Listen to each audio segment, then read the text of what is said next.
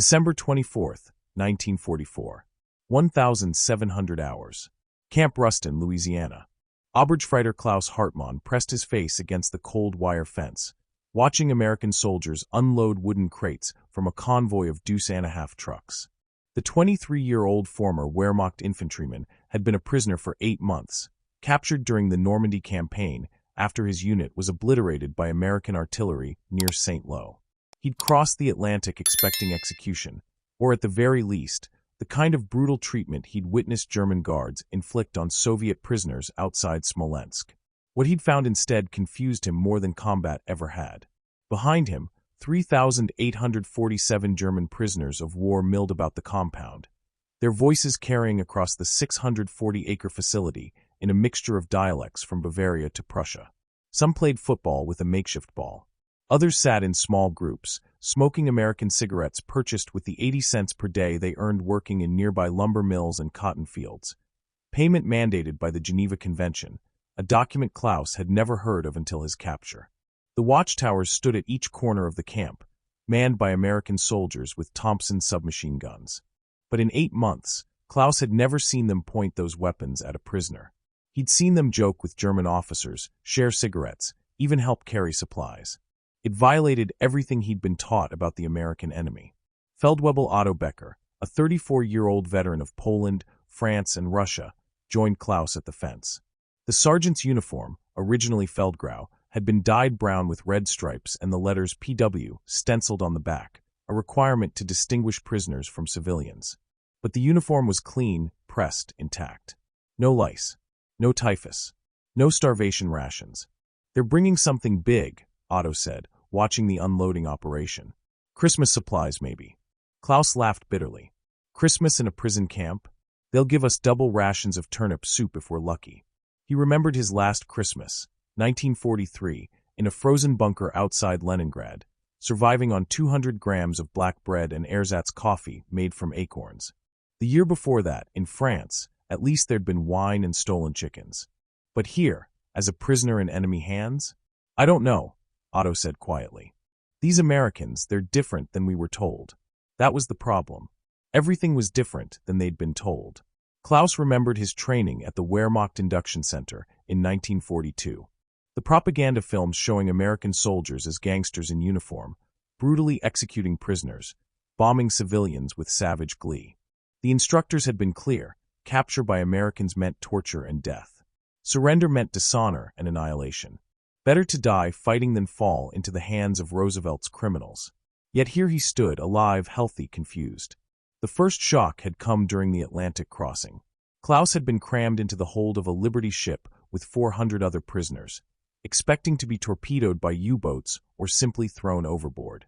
Instead, they'd been fed twice daily, not well, but adequately, and given access to latrines and fresh water.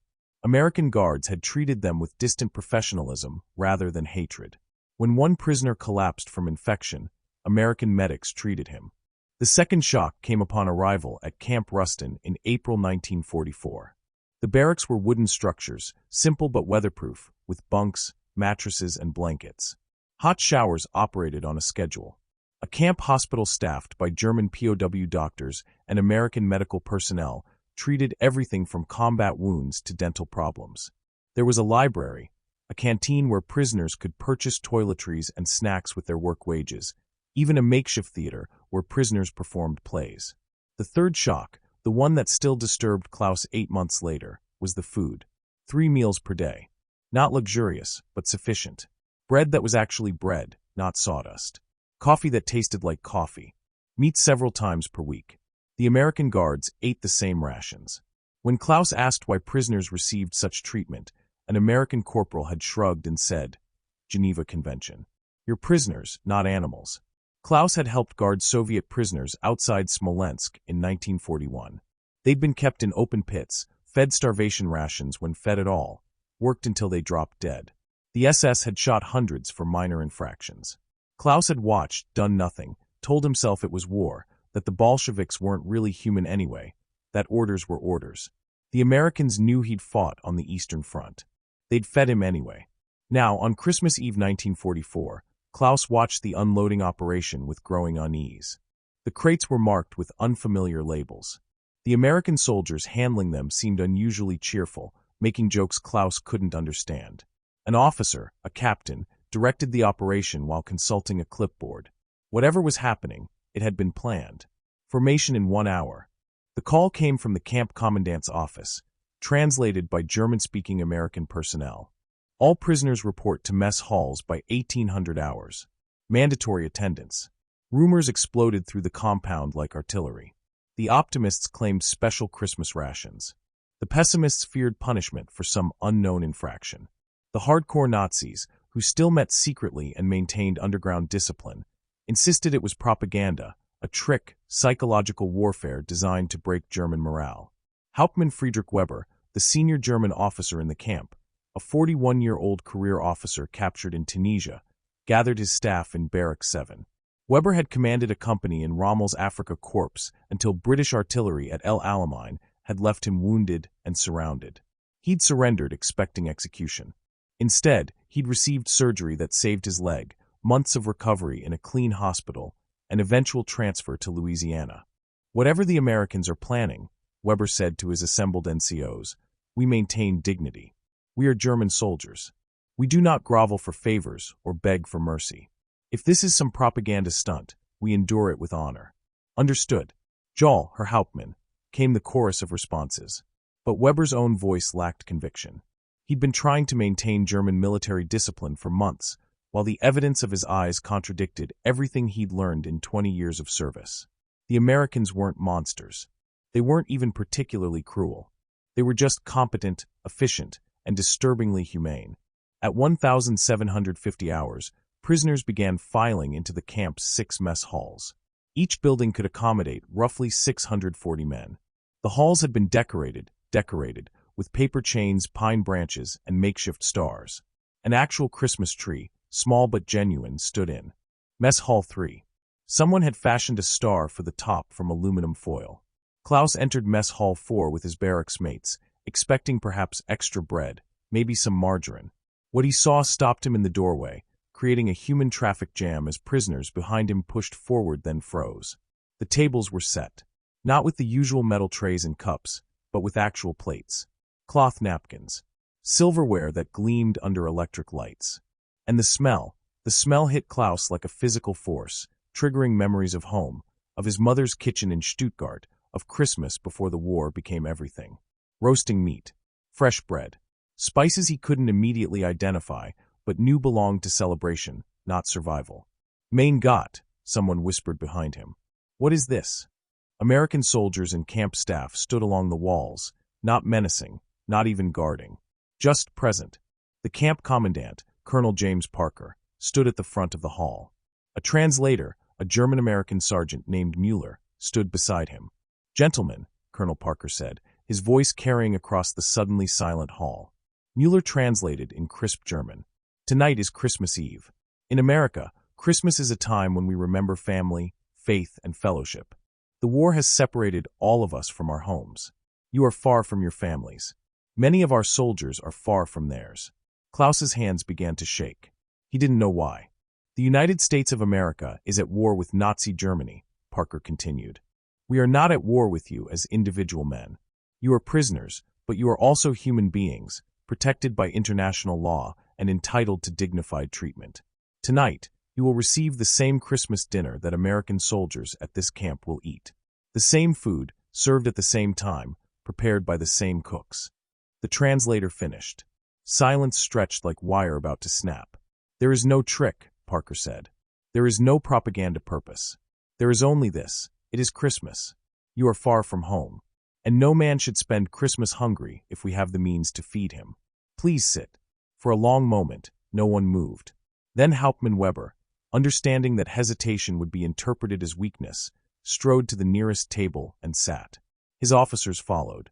The rest of the prisoners shuffled to their seats, still not believing, expecting the joke to reveal itself. American soldiers and camp staff began bringing out the food. The first platters contained roasted turkey. Not small portions. Not scraps. Entire birds, carved and steaming, the skin golden brown. Klaus stared as an American private placed a platter at his table, serving portions onto plates with professional efficiency. The private was young, maybe 19, with red hair and freckles. He could have been German except for the uniform. Then came mashed potatoes. Real potatoes, not the dehydrated powder they'd received occasionally. Mountains of them, with butter melting in golden pools. Gravy rich and brown, poured from ceramic boats. Green beans, not from cans but somehow fresh, mixed with bits of bacon. Cranberry sauce, a strange American tradition Klaus had never encountered. Fresh bread rolls, warm, with real butter. And it kept coming. Corn. Sweet potatoes with marshmallows, a bizarre combination that somehow worked. Stuffing seasoned with herbs that reminded Klaus of his grandmother's cooking. Pumpkin pie and apple pie for dessert, with real whipped cream. Coffee, hot and strong and genuine. The portions were enormous. American-sized, Klaus would later think. Not survival rations. Not even normal meal portions. This was feast day food, celebration food, the kind of meal wealthy families in Germany might have enjoyed before the war consumed everything. Klaus picked up his fork. His hand still shook. He cut a piece of turkey, raised it to his mouth, chewed. The flavor exploded across his tongue. Seasoned perfectly, cooked with care, nothing like the stringy horse meat or mystery sausage that had sustained the Wehrmacht. This was real food, prepared by someone who cared about the result. Around him, 640 German prisoners ate in stunned silence. Some ate slowly, savoring each bite as if afraid it might disappear. Others ate mechanically, unable to process the cognitive dissonance between expectation and reality. A few didn't eat at all, staring at their plates with suspicion or anger or confusion. Klaus ate.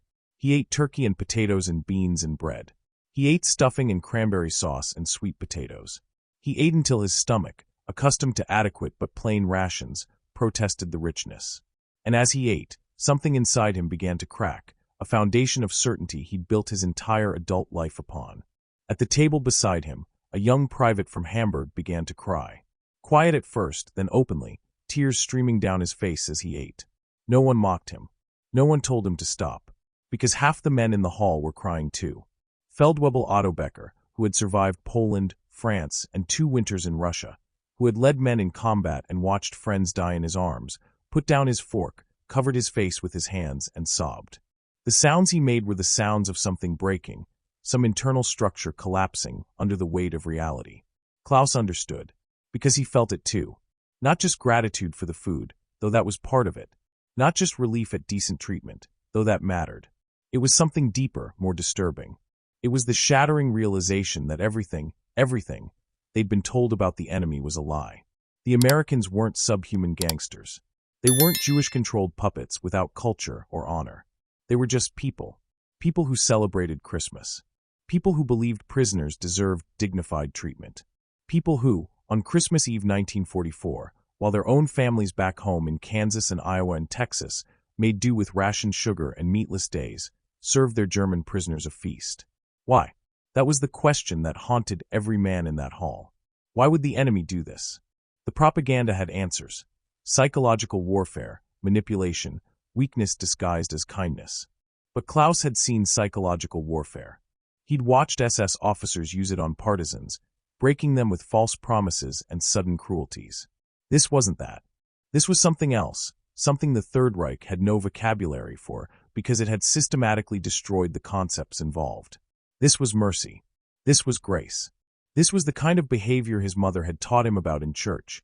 The kind of thing pastors preached about before the party replaced Christianity with blood and soil mythology. This was treating your enemy as you would want to be treated. And it was devastating.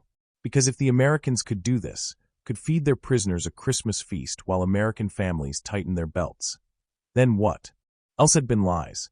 The stories about American war crimes? Lies. The claims that Americans executed prisoners? Lies. The insistence that Germany fought a defensive war against barbaric enemies? If the so-called barbarians treated prisoners better than the Wehrmacht treated its own soldiers, then Klaus pushed his plate away, no longer hungry despite the abundance before him. The crack in his certainty had become a chasm. He looked around the mess hall, seeing the same realization dawn on face after face. Not on all. Some prisoners ate with grim determination, refusing to think beyond the moment. Some still scowled, clinging to ideology like a life raft.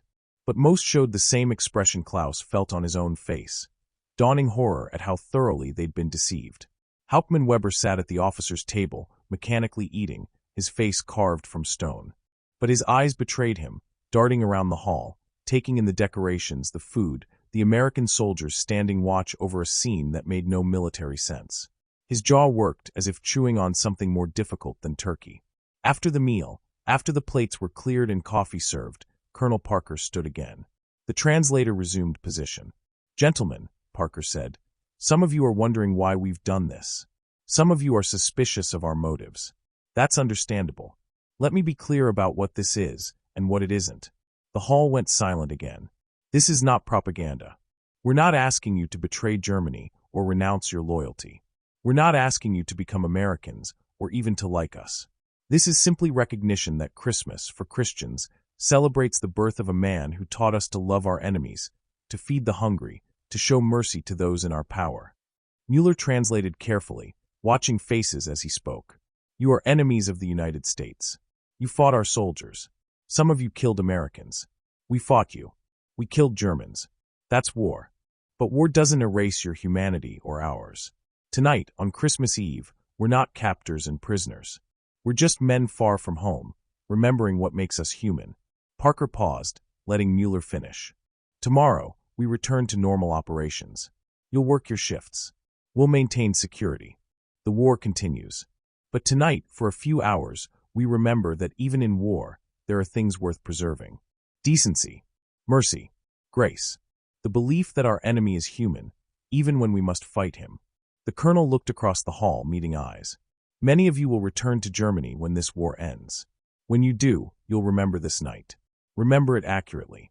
Remember that your enemy treated you according to law, with dignity, and with the mercy that your own government denied to millions. Remember that the America you were told about in propaganda doesn't exist. The real America, the one that fed you tonight, does." With that, Parker left the hall. The translator followed. American soldiers began moving through, offering seconds to anyone who wanted more. Most were too overwhelmed to eat more, but some did, piling plates high as if afraid the abundance might vanish.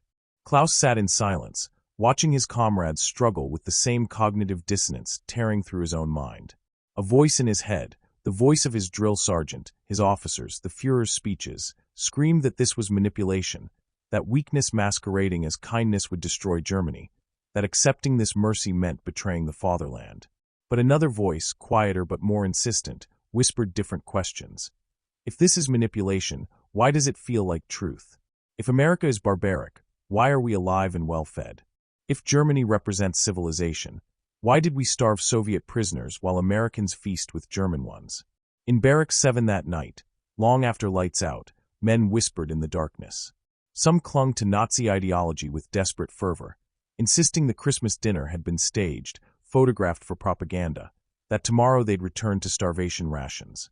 Others, the majority, were simply confused, trying to reconcile doctrine with experience. "They're trying to break us," someone muttered from an upper bunk. "Make us soft. Make us forget we're German soldiers." "They don't need to try," another voice replied. "We're already broken. Germany lost this war. The only question is how long until the official surrender." "Defeatist," came the hissed accusation. "That's defeatist talk. The Führer has secret weapons. V-3 rockets. Jets. The Americans are stretched thin. We'll push them back into the ocean." Silence greeted this fantasy. Everyone in the barracks knew the truth, even if some refused to speak it. The war was lost. Germany was being crushed between Soviet anvil and American hammer. The secret weapons had come too late or not at all. The 1,000-year Reich was bleeding out in its bunkers. "What I don't understand," Klaus said quietly, surprising himself by speaking aloud, "is why they care. We're prisoners, defeated enemies. They could feed us minimum rations, work us like slaves, and still be within their rights under international law. Instead, he trailed off, unable to articulate the magnitude of what instead meant. "It's their culture," Feldwebel-Becker said from the darkness. "I've been thinking about it for months. The Americans, they actually believe that stuff about human rights and dignity and rule of law. We were taught it was propaganda, a mask hiding Jewish manipulation. But what if it's not? What if they actually mean it?" "Impossible," came a hard voice from the corner. Klaus recognized it, Unterscharfer Vogel, one of the SS prisoners, a true believer. No nation acts against its own interests out of ideology. The Americans are playing a game. When they've won, when we're at their mercy completely, the mask will fall. Then we'll see their true nature. We're already at their mercy, Klaus said. We've been at their mercy for months. The mask hasn't fallen. Maybe there is no mask. Traitor, Vogel spat. One good meal, and you forget everything. You forget who you are. What you are. I remember exactly who I am, Klaus said, anger rising. I remember watching Soviet prisoners starve to death outside Smolensk. I remember the Einsatzgruppen following our advance, shooting civilians. I remember believing we were the master race, that we had the right to do these things because we were superior. And now I'm sitting in an American prison camp, fed better than I was in the Wehrmacht, treated better than we treated anyone, and I have to ask myself, if we're so superior, why are we the ones in cages? And why are our captors more humane than we ever were? The silence that followed was absolute. No one challenged Klaus directly. Because everyone in that barracks, even Vogel, even the hardcore believers, had wrestled with the same questions in the privacy of their own skulls. Otto Becker cleared his throat. I've been a soldier for 16 years. I've served under the Kaiser's army, the Weimar Republic, and the Third Reich. I've seen a lot of armies, a lot of ways of doing things. The Americans, they're not perfect. But they're the first army I've seen that actually follows its own rules. They say they obey international law, and they do. They say prisoners will be treated humanely, and we are. They promise medical care, and they deliver it. Their word is good. He paused, and Klaus could hear the weight of realization in his voice. That's what makes them dangerous. Not their weapons or their industry or their numbers. It's that they actually believe in something beyond power. They believe in their principles strongly enough to follow them even when it's inconvenient, even when it costs them, even when they're dealing with an enemy who showed no such mercy. That's weakness, Vogel insisted. Principles are chains. Power is freedom. The Führer taught us that. The Führer, Becker said slowly, also taught us we'd win this war. How's that working out? No one had an answer. The days following Christmas brought even more cognitive dissonance. The feast hadn't been an isolated propaganda stunt. The treatment continued unchanged. Work details operated normally. Rations returned to standard but adequate levels. The American guards remained professional but not cruel. Life in the camp proceeded exactly as it had before, except now every prisoner carried the memory of that Christmas dinner like a weight. Letters home began to mention it. German prisoners were allowed to send mail through the Red Cross, though it was censored by both American and German authorities. Klaus wrote to his mother in Stuttgart, carefully avoiding anything that might be construed as military intelligence, focusing instead on personal news. Dear Mutti, he wrote on December 27th, I am well and healthy. The Americans treat us correctly according to international law. On Christmas Eve, we received a special meal, turkey, potatoes, many vegetables, and even desserts. The American commandant told us that no man should be hungry on Christmas.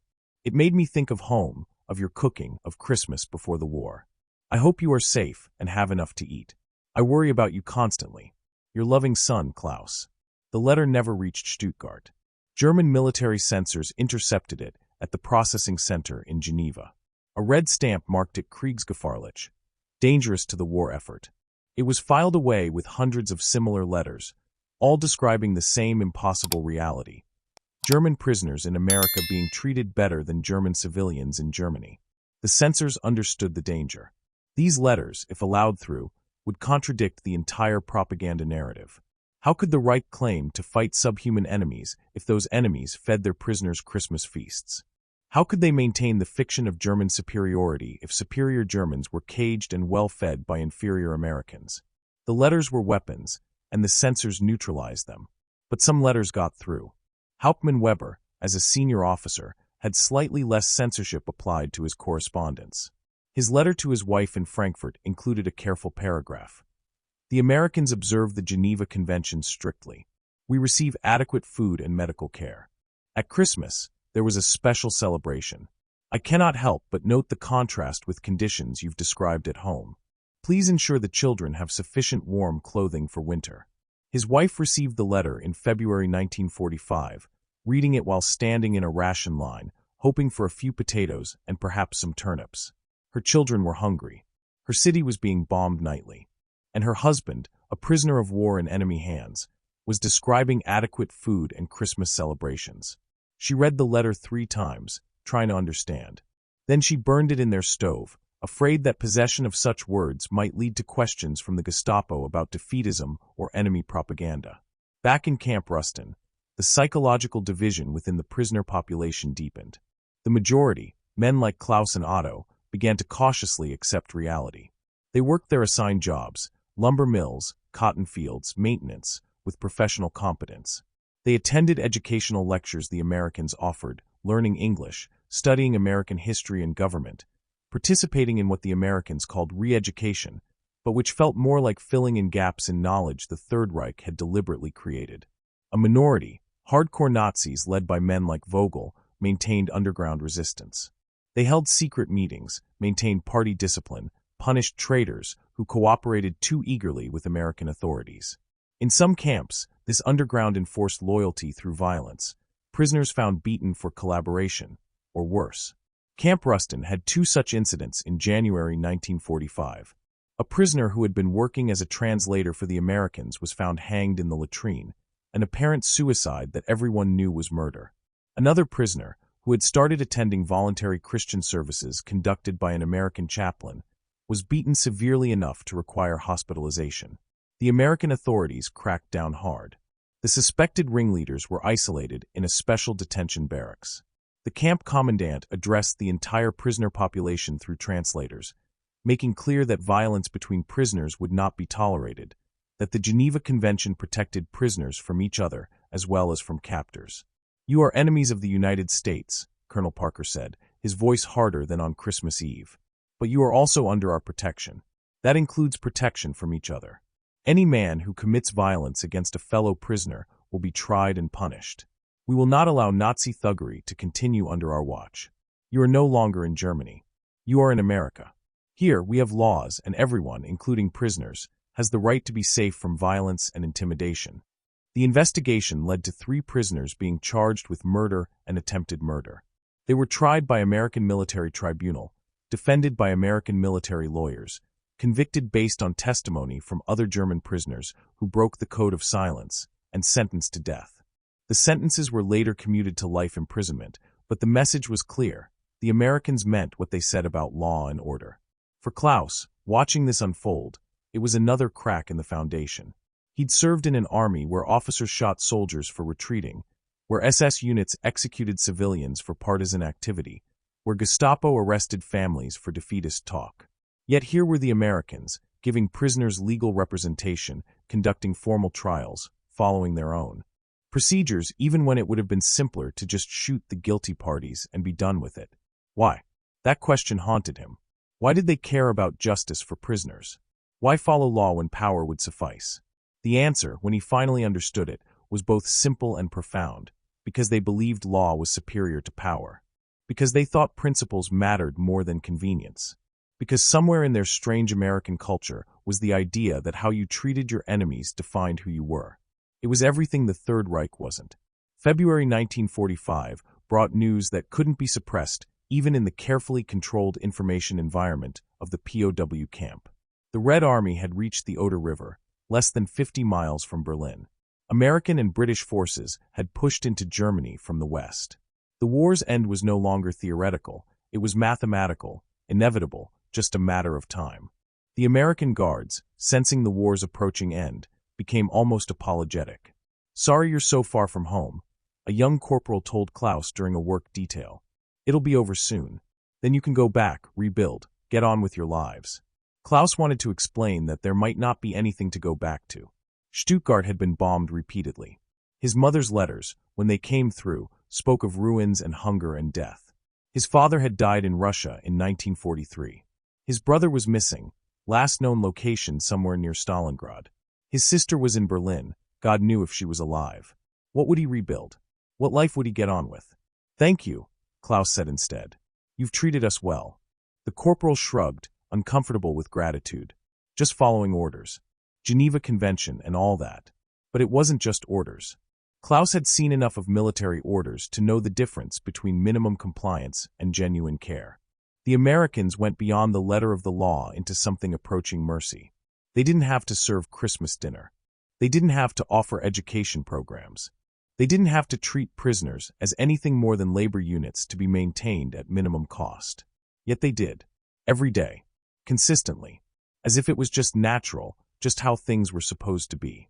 In March 1945, Camp Ruston received new prisoners captured in the final battles in Germany. These men were different, younger, more fanatical, or older and more broken. They came with fresh stories of horror, cities destroyed, civilians starving, the Waffen-SS shooting deserters, the Volkssturm sending old men and children into hopeless battles with obsolete weapons. One prisoner, a 16-year-old boy who'd been conscripted 3 months earlier, stared at his first meal in the camp, plain but adequate, and began crying. "We had nothing," he whispered. "Nothing. Civilians were eating grass, boiling shoes for soup. The soldiers got a little more, but barely." And here, he couldn't finish. The contrast between starving Germany and well-fed American POW camps made no sense in the narrative framework he'd been given. Klaus took the boy aside, helped him eat slowly so he wouldn't make himself sick on unfamiliar abundance. "It's not a trick," Klaus said. "This is how they are. This is how they've always been. Everything we were told was lies." "But why?" the boy asked, the question that never stopped haunting. "Why do they treat us this way?" "Because," Klaus said, finally articulating what he'd come to understand, "they're trying to prove something. Not to us. To themselves. They're trying to prove that you can win a war without becoming monsters. That you can defeat an enemy without adopting their methods. They're trying to prove that principles matter, that law matters, that even in war, humanity survives." He paused, watching the boy absorb this. "And the really terrible thing," Klaus continued, "is that they're succeeding. They're proving everything we were taught about strength through ruthlessness was wrong. They're proving that mercy isn't weakness. And every day we sit here, fed and healthy and alive, is evidence that they're right and we were wrong about everything." The boy looked at him with wide eyes. "What do we do with that?" "I don't know," Klaus admitted. "I honestly don't know." May 8, 1945. Victory in Europe Day. The news came through camp loudspeakers and was met with silence. Germany had surrendered unconditionally. Hitler was dead. The Reich had fallen. The war was over. 4 German prisoners in American camps. The news brought complex emotions. Relief that the dying would stop. Grief for everything lost. Shame at utter defeat. Fear about what came next. And for many, including Klaus, a strange sense of vindication. They'd been right to surrender, right to accept captivity, because the alternative had been meaningless death in a lost cause. The American guards celebrated quietly, respectfully. They'd won, but they didn't gloat. Some even expressed sympathy to prisoners they'd come to know over months or years of proximity. "It's over," Colonel Parker told the assembled prisoners. "Germany has surrendered. You are no longer soldiers. You are simply men who were soldiers, who fought bravely for your country, who are now prisoners until repatriation can be arranged. That may take months or even years. In the meantime, conditions here will continue unchanged. You'll work, you'll be paid, you'll be treated according to international law. And eventually you'll go home. Home." The word hung in the air like a question mark. What was home now? A destroyed country? A divided nation? A place that had lost everything, including its honor? What would they find when they returned? The repatriation process began slowly. Prisoners were processed based on their home regions, health status, and security risk. Hardcore Nazis were held longer for denazification screening. Those from areas occupied by Soviets faced uncertain fates. Some chose to remain in American custody rather than return to Soviet occupation. Klaus's turn came in October 1945. He'd been a prisoner for 16 months. He'd worked in lumber mills, learned English, attended American history classes, written letters home that mostly didn't arrive, and spent countless hours trying to reconcile the America he'd experienced with the America he'd been taught to hate. The night before his departure, he couldn't sleep. He walked the camp one final time, memorizing details. The barracks that had sheltered him. The mess hall where he'd eaten Christmas dinner. The watchtowers that had never fired a shot in anger. The fence that had kept him caged but safe. Otto Becker found him near the fence, the same spot where they'd watched crates being unloaded on Christmas Eve. Thinking about staying, Otto joked. His turn for repatriation wouldn't come until next month. He was going back to the Soviet zone, a prospect he faced with grim resignation. Thinking about what happens next, Klaus said. I'm going back to Stuttgart, or what's left of it. My mother survived, I got word last month. But everything else is gone. The city is rubble. The economy is destroyed. The country is occupied. What do I do with what I learned here? You tell the truth, Otto said simply. That's all we can do. Tell the truth about what we saw. About how our enemies treated us. About the lies we believed. Maybe someday it'll matter. And if no one believes us? Otto shrugged. Then we live the truth even if we can't share it. That's something. They stood in silence, watching the stars, the same stars visible over Germany, over America, over the graves of millions who died in a war built on lies. The transport ship that carried Klaus back to Europe was another Liberty ship, the same class that had brought him to America. But this time, he stood on deck as a free man, technically still a prisoner until formal release, but the bars were mostly psychological now. He arrived in Bremen in November 1945, processed through a British-run repatriation center, received papers identifying him as a former POW, and boarded a train to Stuttgart. The journey took 3 days through a landscape of utter devastation. Cities reduced to rubble. Bridges collapsed into rivers. Factories bombed into twisted metal. Refugees clogging roads, pushing carts full of possessions, searching for homes that no longer existed. Stuttgart was worse than Klaus had imagined. His family's apartment building still stood, though the upper floors were gutted by fire. His mother lived in 2 rooms on the ground floor, sharing space with 3 other families. She was thin, gaunt, aged 20 years in the 3 he'd been gone. But she was alive. Their reunion was subdued. She fed him potato soup, made from American relief supplies. He told her carefully edited stories of captivity, leaving out the most disturbing parts: the Christmas feast, the adequate food, the humane treatment. How could he explain that he'd been better fed as a prisoner than she'd been as a civilian in the fatherland? But she asked, "How did they treat you? The Americans? Were they cruel?" Klaus hesitated, then decided on truth. "No, Mutti. They treated us well. Better than we deserved, honestly. They fed us, gave us medical care, followed international law. At Christmas, they gave us a feast. Turkey, potatoes, real coffee. Like before the war." His mother stared at him, her soup spoon frozen halfway to her mouth. "They fed you turkey while we ate grass and boiled bark." The accusation in her voice cut deeper than any knife. She wasn't angry at him. She was angry at the universe, at the cosmic injustice that prisoners ate while loyalists starved. But underneath the anger was something else: vindication. Proof that the propaganda had been lies, that the Reich had sacrificed its people for nothing. They had food, Klaus said quietly. Their country wasn't destroyed. Their farms still produced. Their factories still ran. And they believed prisoners deserved humane treatment, even German prisoners who'd killed American soldiers. I don't understand it completely, but it's who they are. His mother was silent for a long moment. Then she said, "Your father believed until the end. Even when the letters stopped coming from your brother. Even when the bombs fell. He believed the Führer would save us, that Germany would triumph. He died believing that lie." She looked at Klaus with hollow eyes. "At least you know the truth. Maybe that's worth something." The years that followed were hard in ways combat had never been. Klaus worked construction. Rebuilding the city his own country had helped reduce to rubble. He stood in ration lines. He watched American occupation troops hand out food and medicine while German civilians whispered about the irony. The conquerors were feeding the conquered while the Reich had let its own people starve. He attended denazification hearings, testified about his service, was classified as a Mitläufer. A follower, not a perpetrator. The designation meant he could work, could slowly rebuild a life. Some of his fellow POWs fared worse, classified as active participants in atrocities, facing imprisonment or execution. But Klaus remembered something Colonel Parker had said on Christmas Eve, words that had seemed like platitudes at the time but now carried weight. "When you return to Germany, remember this night. Remember it accurately." He did remember. Every detail. The decorations. The smell of roasting turkey. The taste of real coffee. The sound of men crying because kindness from an enemy shattered everything they thought they knew. The cognitive dissonance of being treated with more humanity by captors than by commanders. And slowly, carefully, he began to tell the story. Not publicly at first. That was dangerous in the chaos of occupation and reconstruction. but privately, to friends, to fellow veterans, to young Germans who asked what the war had really been like. The Americans treated us according to law, he would say. They fed us, gave us medical care, respected our dignity as prisoners. At Christmas 1944, they gave us the same feast American soldiers ate.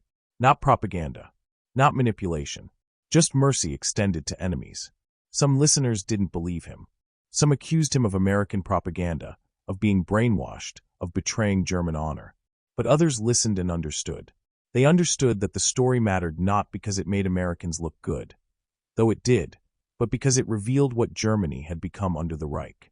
A nation that abandoned its principles, that treated human beings as instruments, that sacrificed mercy for power. And power had lost. Mercy had won. That was the lesson Klaus carried. In 1948, Klaus married a widow named Anna whose husband had died at Stalingrad. They had 2 children. He worked as a foreman in construction, helping rebuild Stuttgart brick by brick.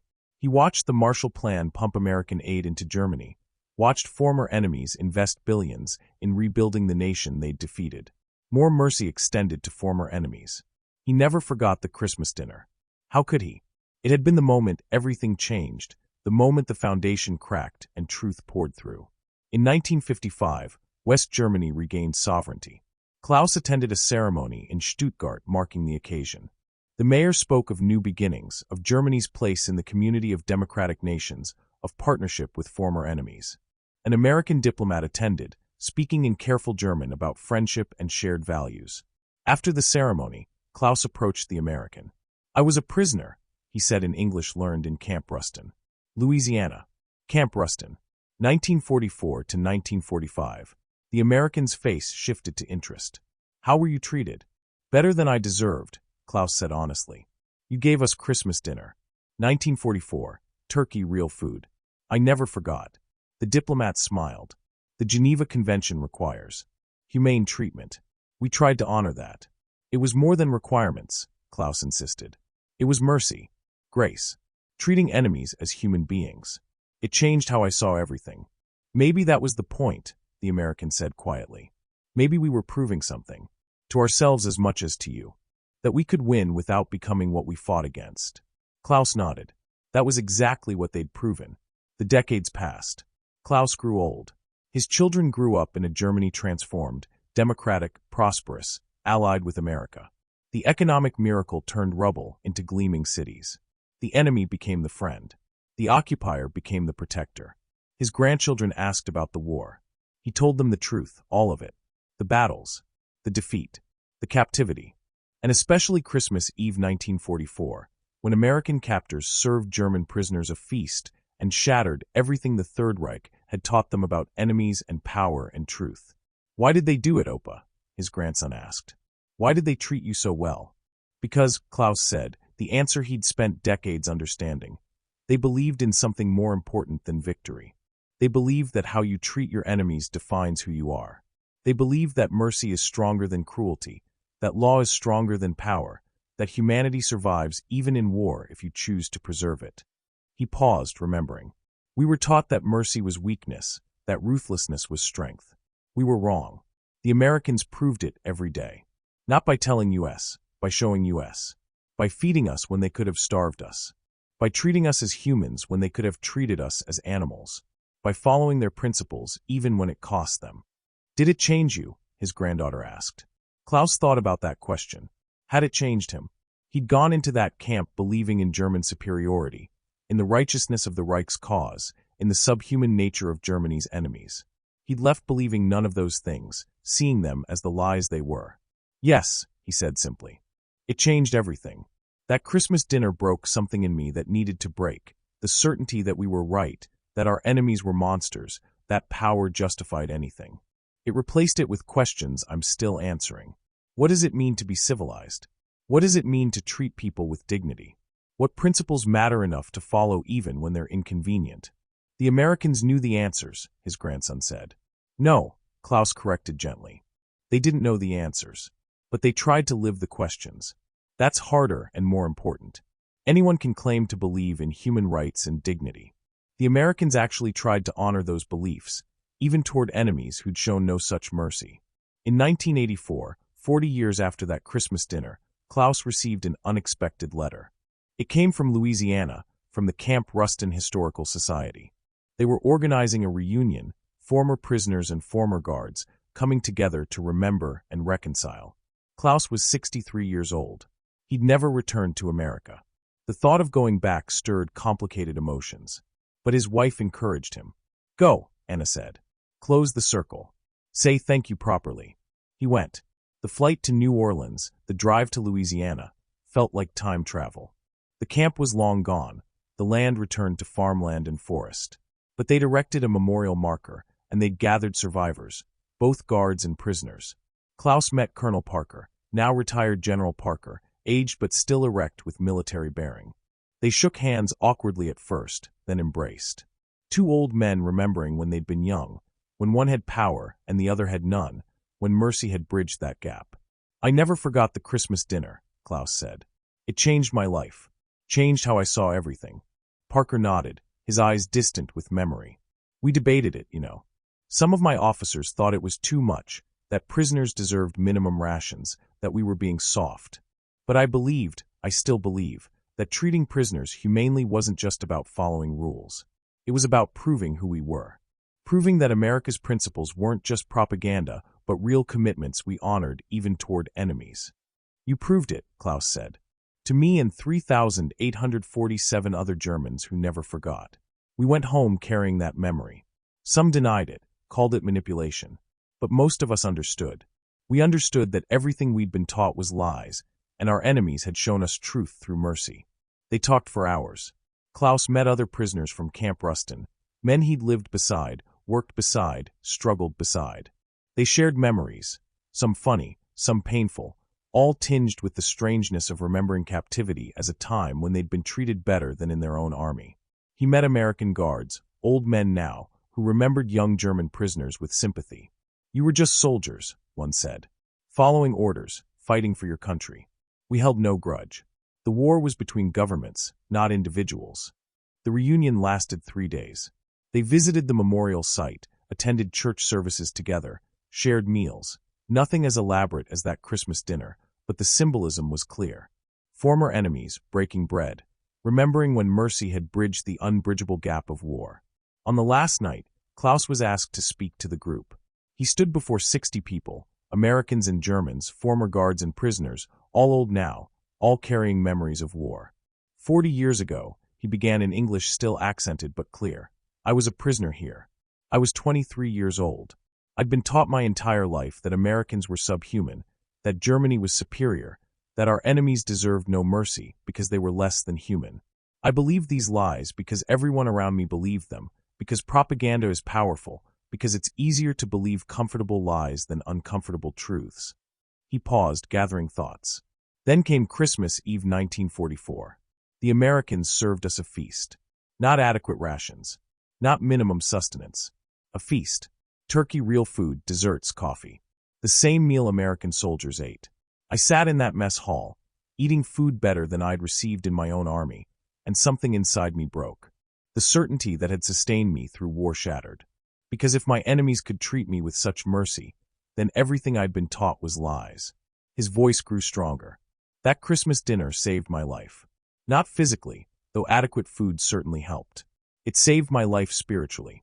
It saved me from the lies I'd believed, from the hatred I'd carried, from the certainty that power and ruthlessness were the only things that mattered. It showed me that mercy is real, that principles matter, that humanity survives if we choose to preserve it. He looked around the room, meeting eyes. 40 years I've told this story. Not everyone believed me. Some thought I was making it up, that no army treats prisoners so well. Others thought I was brainwashed, turned against my country by American propaganda. But I kept telling it because it's true, and because the truth matters more than comfortable lies. Klaus's voice softened. "I want to thank the American soldiers who guarded us, who fed us, who treated us according to law and conscience. You didn't have to show us mercy. We were your enemies. We'd killed Americans. We served a regime that showed no mercy to its victims. You could have treated us the way we treated prisoners, and you would have been justified. But you didn't. You chose a harder path.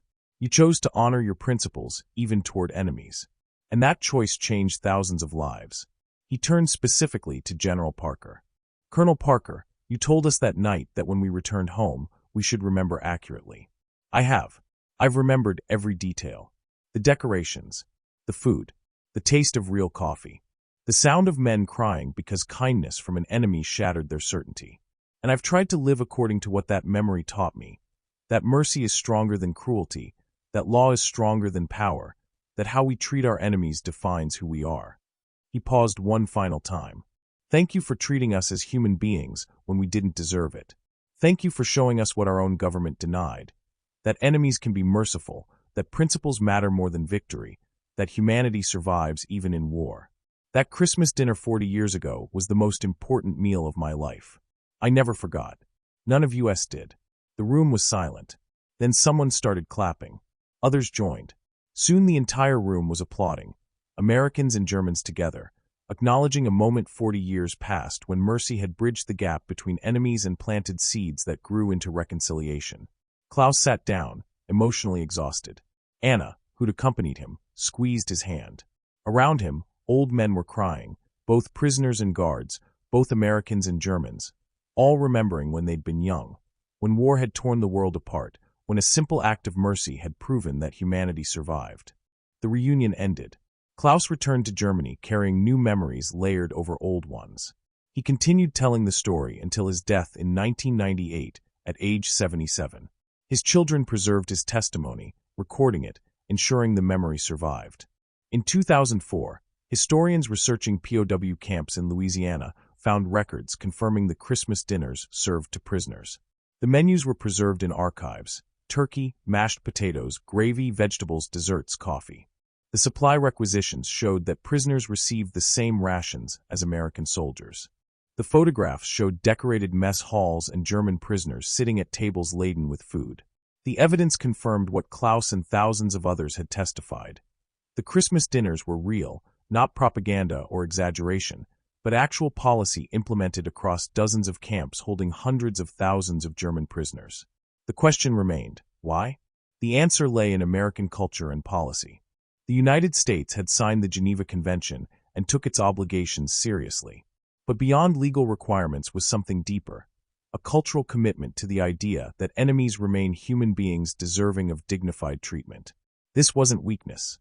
It was a deliberate strategy to prove American values were real, not propaganda. The strategy worked. German prisoners returned home carrying stories that undermined Nazi propaganda more effectively than any leaflet or radio broadcast. They testified that Americans weren't monsters, that democracy wasn't weak, that mercy wasn't foolishness. Their testimony helped reshape German attitudes during Reconstruction and reconciliation. The Christmas dinners of 1944 cost relatively little, some extra food, some labor, some supplies for decorations. But they paid dividends far beyond their cost. They demonstrated American values in action. They created ambassadors who spread truth in a land saturated with lies. They proved that winning with honor was possible. Today, the sites of camps like Camp Ruston are marked with memorials. Historical societies preserve the stories. Museums display artifacts, menus, photographs, letters describing the dinners. And occasionally, very occasionally, an elderly German will visit, will stand before the memorial, will remember the day when enemies showed mercy and changed everything. The lesson of those Christmas dinners echoes across decades. How we treat our enemies defines who we are. Mercy is not weakness. Principles matter even when, especially when they're costly. And sometimes the most effective weapon isn't a bomb or bullet, but simple human kindness extended to those who don't deserve it. German POWs were given Christmas dinner in America in 1944. They never forgot. Neither should we. Because in that memory lies truth about the difference between power and principle, between victory and honor, between defeating an enemy and destroying the humanity that makes victory meaningful. The thunder of war eventually falls silent. The memory of mercy endures forever.